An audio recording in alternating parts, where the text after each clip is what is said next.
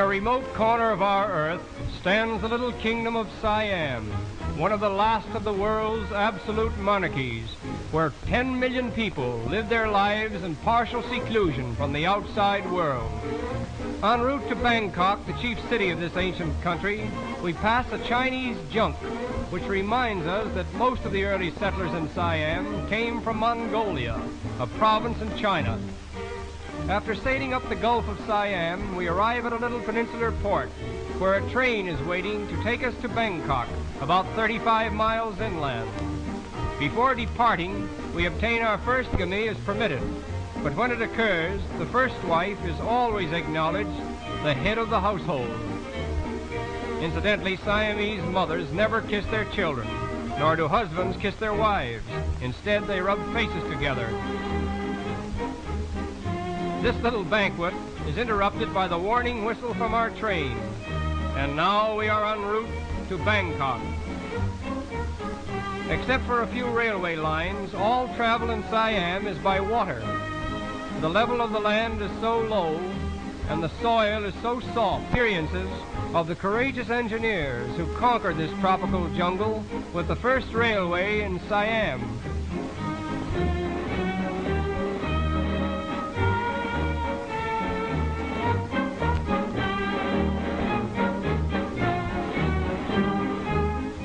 The products of the soil consist of rice, sugarcane, coconuts, and all kinds of fruits, which are loaded in boats and paddled up to Bangkok along a whole network of rivers such as we see here. We arrive at Bangkok, the capital and chief city of Siam, covering more land area than any other city in the world except London. We are immediately educating and modernizing the rising generation of Siam. We are told that this king has 236 brothers and sisters. His father had. Siamese are an artistic people. Their architecture, dancing, and music are highly developed in strict accordance with the traditions of Indo-Chinese art. Siamese architecture is chiefly exercised in connection with religious buildings devoted to Buddhism. Buddhism, the Orient's most powerful religion, was brought to Siam from India as early as the 2nd century A.D. It is the national faith of Siam. Buddhism is not based upon divinity. When the people go into a temple and kneel before Buddha, they reverence him, but never do they forget that he was once a man, and that in time they may become even as he is.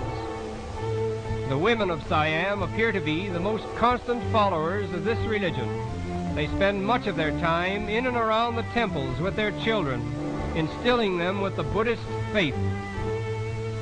This is the temple of the Emerald Buddha, so called because of an emerald image of the great Buddha, which is lodged beneath one of its pointed domes. Our tour of the temples is interrupted by a visit to the famous Pasteur Institute, where venom is extracted from the most famous houses of worship in the country. Religion influences the life of the Siamese at every turn. He is always under the direct tutelage of the yellow-robed priest. In fact, every Siamese, including the king himself, must spend a period of his life in some one of the 10,000 monasteries of the land. In Bangkok alone, there are at least 500 temples dedicated to Buddhism. As we think of the strength of this faith called Buddhism, with its millions of followers, and compare it to our own, we cannot help but feel a certain embarrassment in presuming to think that our particular religion is the only one in the world of any importance. And it is with this thought that we leave Siam and continue our voyage to Korea, where this same Buddhism is supported by another 17 million souls.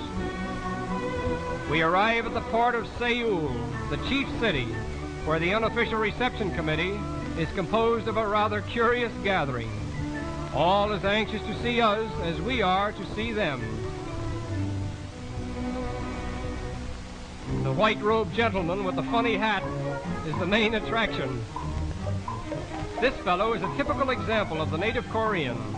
He bows to the dominion of Japan, but he firmly declines to admit the superiority of Japan's intellectual and moral culture over his own.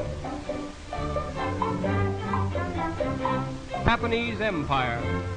Here in the new palace, amid the regal splendor of a departed era, the former king of Korea lives on the bounty of his Japanese masters. The streets of Seoul illustrates how thoroughly the Japanese are assimilating Korea. Somehow the women of Seoul seem to be the dominating sex, and we wonder if this dates back to a certain custom that was once rigidly enforced.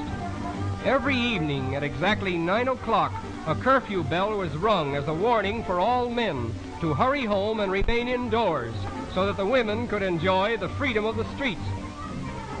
This law, however, has been abandoned, perhaps at the request of the ladies themselves.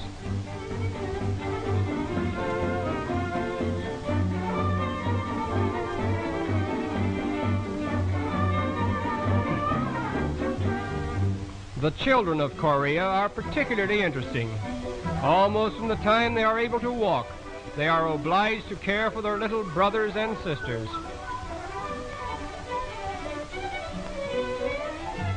The first thing inculcated in a Korean child's mind is respect for his father.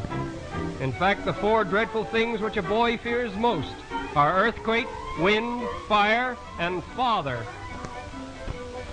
Playing dinner and imitating the ponderous etiquette of their elders is a favorite amusement.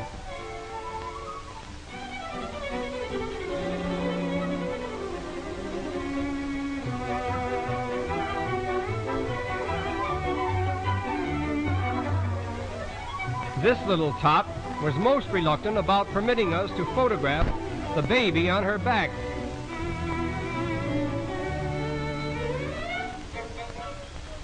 In an Oriental garden, we were afforded the special privilege of seeing a native dance, very much like those given by the geisha girls of Japan.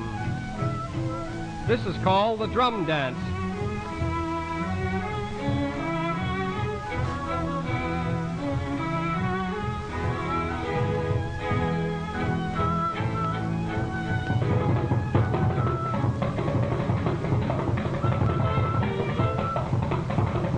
Whatever else we may have seen in Korea, we will never forget the gentlemen with the white robes and the horsehair hats, for they are Korea personified. And it is here that old Korea bows to us in gracious farewell.